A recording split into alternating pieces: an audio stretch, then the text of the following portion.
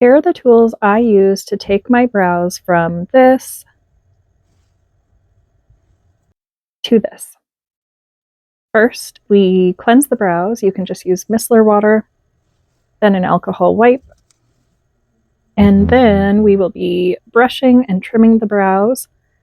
You want to make sure, if you're tinting your brows, to brush them first, just to remove any dead skin cells and get an even tint. For trimming the brows, we brush the front of the brow up and the back of the brow down. Make sure you're not going above the hairline here, so just go right below where your natural brow is, and then for the top of the brow, make sure that you stay in line with the arch.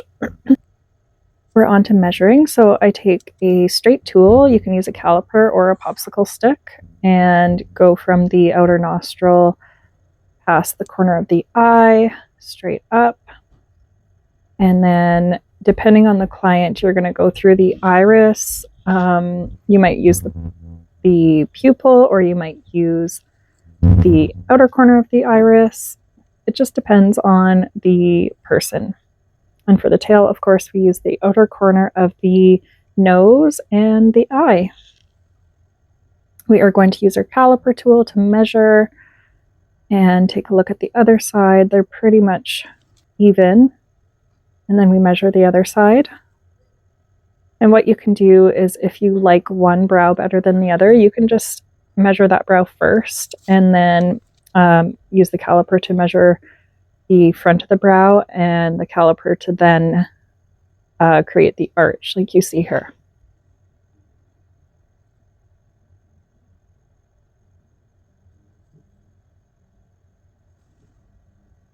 We use the caliper to create the arch to be symmetrical with brow 1, and then we use caliper to create the tail as well.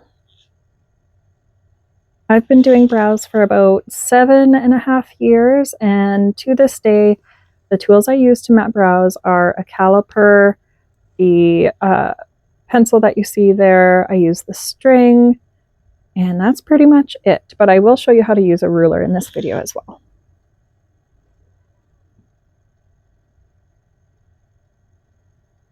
Brow mapping is a little more challenging on yourself simply because your eyes have to be open, and so you can see my brows are constantly moving, and that is not ideal when you're trying to get a nice map. So just keep that in mind. If you're trying to map yourself, you might have some challenges. Here I'm marking the center point. So you would actually mark the center point first. Marking the center point, again, is not something I do because I'm an experienced brow artist, but if you are just beginning, definitely try to do the center point first. Here I'm taking the string from the bottom of brow 2 to the top of brow 1 and going across to create my arch.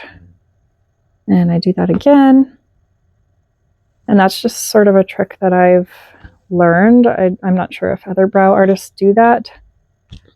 And then go from the bottom of brow 1 up to the line you created for the bottom of the arch. Same thing on brow 2. And then same with the tail. So I'm kind of a bad example because I have a ton of hair. For the tail, there is a way that you can measure a tail for someone with no hair or very little hair, and that is by using the top of the ear. I will demonstrate this in another video, so stay tuned for that, and make sure you subscribe to my channel so that you get the updates when there are new videos.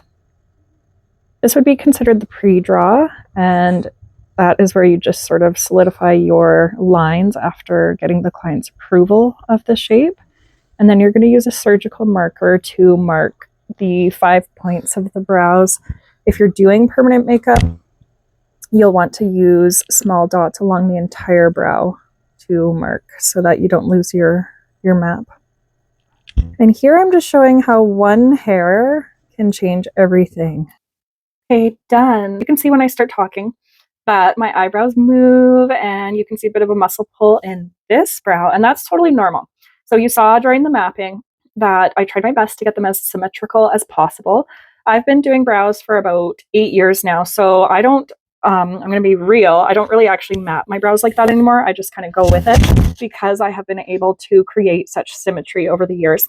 And so I wanted to point out this one. This is my favorite brow. She's sexy. This brow, not so much. There is a scar here, and then the hair that is just below the scar grows like curly and almost puby. It's a situation for sure. And then I have very little hair growth here. So over the years, I have, continually worked away at my brows. I've tattooed them. I will pop up a picture of what they used to look like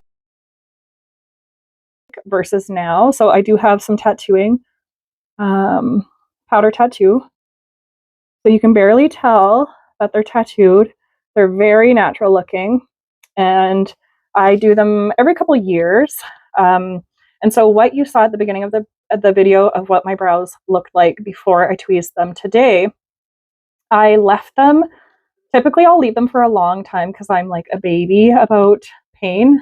So it sounds funny, but because I'm covered in tattoos, but for some reason, my face hurts so much. So like when it comes to permanent makeup, I don't do my lips as often as I should. Like the reason I did my lips is because I have some pigment loss at the corner here, so they need a touch up.